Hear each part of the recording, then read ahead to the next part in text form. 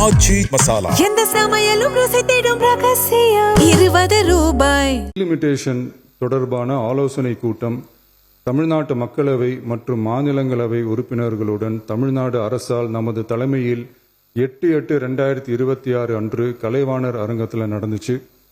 அந்த கூட்டத்தில் தமிழ்நாட்டை சேர்ந்த அனைத்து மக்களவை மற்றும் மாநிலங்களவை உறுப்பினர்களுக்கும் அழைப்பு விடுக்கப்பட்டு இந்திய தேசிய காங்கிரஸ் கட்சியின் 11 உறுப்பினர்களும், விடுதலை சிறுத்தைகள் கட்சியின் 2 உறுப்பினர்களும், இந்திய கம்யூனிஸ்ட் கட்சியின் 2 உறுப்பினர்களும், மார்க்சிஸ்ட் கம்யூனிஸ்ட் கட்சியின் 2 உறுப்பினர்களும், இந்திய யூனியன் முஸ்லீம் லீக் கட்சியின் உறுப்பினரும் மற்றும் மறுமலர்ச்சி திராவிட முன்னேற்ற கழகத்தின் உறுப்பினரும் என 6 கட்சிகளை சேர்ந்த உறுப்பினர்கள் பங்கேற்றாங்க. இந்த கூட்டத்தில் டீலிமிட்டேஷன் தொடர்பாக விரிவாக ஆலோசிக்கப்பட்டுச்சு.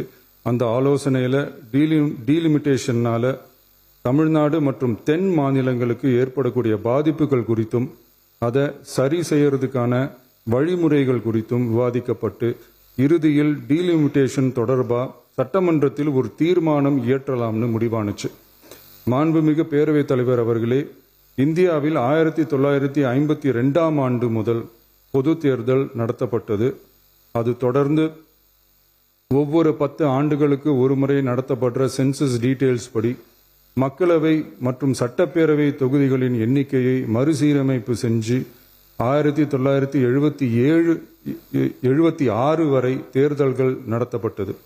இந்த நிலையில் 1976ஆம் ஆண்டு 42வது அரசியலமைப்பு சட்ட திருத்தப்படி மக்கள் தொகையை சிறப்பாக கட்டுப்படுத்தும் மாநிலங்களுக்கு டீலிமிட்டேஷன் காரணமா மக்களவை உறுப்பினர் எண்ணிக்கையில் எந்தவித பாதிப்பும் ஏற்படக்கூடாது என்பதற்காக அடுத்த 25 வருஷத்துக்கு 1971ஆம் ஆண்டு சென்சஸ் படி பாராளுமன்ற உறுப்பினர்களின் எண்ணிக்கை வைக்கப்படும்னு சட்டம் இயற்றப்பட்டது.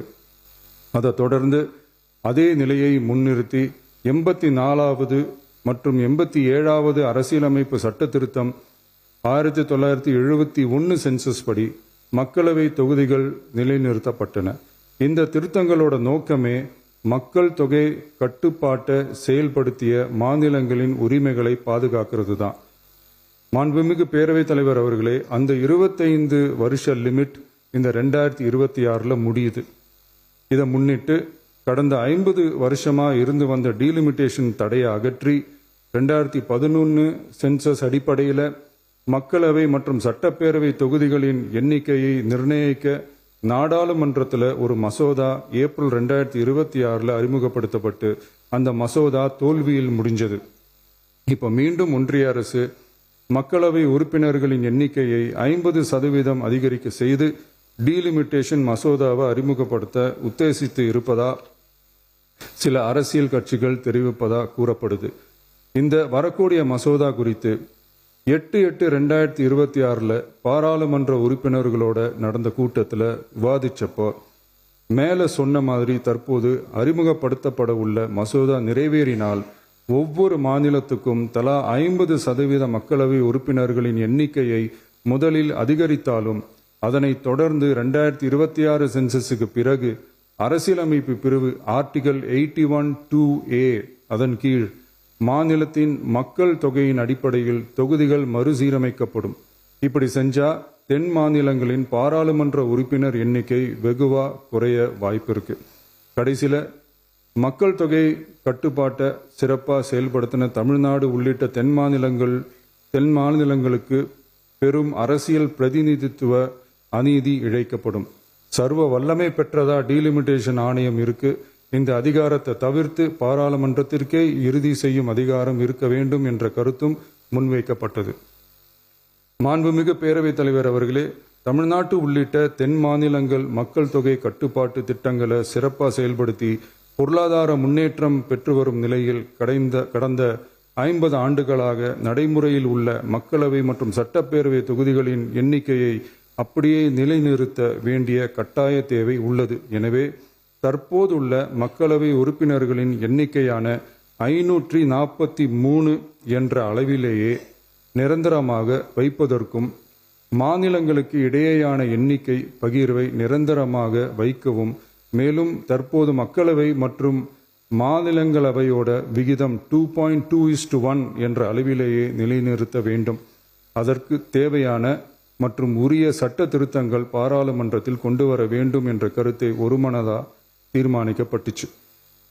மாண்புமிகு பேரவைத் தலைவர் அவர்களே, மகளிர் இடஒதுக்கீடு சட்டத்தினை அமுல்படுத்த மேலும் காலதாமதம் இல்லாமல் தற்போது 543 என்ற நிலையிலேயே 1/3 தொகுதி மகளிர் தொகுதிக்கு வருகின்ற 2029 பாராளுமன்ற தேர்தலில் நடைமுறைப்படுத்த வேண்டும் என்ற முன்மொழியும் தீர்மானிக்கப்பட்டுச்சு. ஆகவே மேற்கூறிய காரணங்களால் தமிழ்நாட்டில் உள்ள அனைத்து சட்டமன்ற கட்சியின் தலைவர்களும் ஒருமித்த கருத்தோடு தமிழ்நாட்டை முன்னிறுத்தி கட்சி வேறுபாடின்றி ஒருமித்த குரலில் பேச வேண்டும் என்ற கருத்தை வலியுறுத்தி நாம முன்மொழிகிற தீர்மானத்தை ஒருமனதாக நிறைவேற்றி தருமாறு கேட்டுக்கொள்கிறோம். தொகுதி மறுவரையறை மற்றும் மகளிர் இடஒதுக்கீடு அரசினர் தனி தீர்மானம்.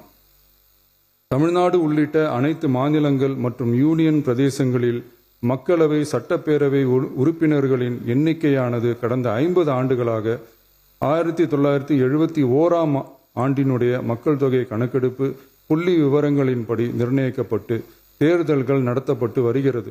ஏப்ரல் 2026 பாராளுமன்றத்தில் கடந்த 50 ஆண்டு கால தொகுதி மறுவரையறை தடையை நீக்கவும் 2011 ஆண்டு மக்கள் தொகை கணக்கெடுப்பு அடிப்படையில் தொகுதி மறுவரையறை செய்திடவும் மக்களவை உறுப்பினர்களின் எண்ணிக்கையை 550 850 அதிகரிக்கவும் கொண்டுவரப்பட்ட அரசியலமைப்பு சட்ட திருத்த மசோதா தோல்வியடைந்தது. இந்நிலையில் மீளவும் மேற்குறிப்பிட்ட அரசியலமைப்பு சட்ட திருத்த மசோதா கொண்டுவரப்பட உள்ளது என தெரிந்ததின் அடிப்படையில் 1971 பிறகு உள்ள எந்த மக்கள் தொகை கணக்கெடுப்பை அடிப்படையாக கொண்டு தொகுதி மறுவரையறை செய்தாலும் மக்கள் தொகையை சிறப்பாக கட்டுப்படுத்திய தமிழ்நாடு உள்ளிட்ட தென் மாநிலங்களின் நாடாளுமன்ற பிரதிநிதித்துவம் நிரந்தரமாக பாதிக்கப்படும் என்பது நிதர்சனமான உண்மை. ஒன்றிய அரசு அளித்த உறுதியின்படி மக்கள் தொகை கட்டுப்பாட்டு திட்டங்களை சிறப்பாக செயல்படுத்தி நல்ல பொருளாதார வளர்ச்சி கண்டு நல்ல சுகாதாரம் மக்கள் நல திட்டங்களை மேற்கொண்டு வரும் எந்த ஒரு மாநிலமும் தொகுதி மறுவரையால் பாதிக்கப்படாமல் பார்த்து கொள்வது ஒன்றிய அரசின் தலையாய கடமையாகும். எனவே தற்போதுள்ள மக்களவை உறுப்பினர்களின் எண்ணிக்கையான 543 என்ற அளவிலேயே நிரந்தரமாக வைப்பதற்கும் மாநிலங்களுக்கு இடையேயான எண்ணிக்கை பகிர்வை நிரந்தரமாக வைக்கவும் மேலும் தற்போது மக்களவை மற்றும் மாநிலங்கள் அவையினுடைய விகிதம் 2.2:1 என்ற அளவிலேயே நிலைநிறுத்த வேண்டும் என்றும் அதே வேளையில் பெண்களுக்கான 33% இடஒதுக்கீட்டை காலதாமதமின்றி தற்போது 543 தொகுதிகளின் அடிப்படையிலேயே 2029 ஆண்டு மக்களவை தேர்தலில் நடைமுறைப்படுத்த வேண்டும் என்றும் ஒன்றிய அரசை வலியுறுத்தி தமிழ்நாடு சட்டமன்ற பேரவை கீழ்கண்ட தீர்மானங்களை ஒருமனதாக நிறைவேற்றுகிறது. 1. நாடாளுமன்ற மக்களவையின் மொத்த உறுப்பினர்களின் எண்ணிக்கையை 543 என்ற நிலையிலேயே நிரந்தரமாக்க வேண்டும். 2. தற்போதுள்ள மக்களவை உறுப்பினர்களின் இடங்களின் எண்ணிக்கையை மாநிலங்களுக்கிடையே அதாவது விகிதாச்சார பிரதிநிதித்துவம் தற்போதுள்ள அளவிலேயே நிரந்தரமாக்க வேண்டும். 3. வரவிருக்கும் மக்களவை பொது தேர்தலிலும் அதன் பிறகு சட்டமன்ற பொது தேர்தல்களிலும் 1/3 தொகுதி ஒதுக்கீட்டு பலனை பெண்கள் பெறுவதை உறுதி செய்ய வேண்டும் என ஒன்றிய அரசை தமிழ்நாடு சட்டமன்ற பேரவை ஒருமனதாக வலியுறுத்துகிறது. மாண்புமிகு பேரவைத் தலைவர் அவர்களே, இந்த தீர்மானம் ஒரு அரசியல் கட்சியின் தீர்மானம் அல்ல, தமிழ்நாட்டின் உரிமையை நிரந்தரமாக பாதுகாக்கும் தீர்மானம். எனவே அனைத்து கட்சிகளை சேர்ந்த மாண்புமிகு பேரவை உறுப்பினர்கள் இந்த தீர்மானத்தை ஒருமனதாக நிறைவேற்றி தர வேண்டும் என்று கேட்டுக்கொள்கிறோம். நன்றி.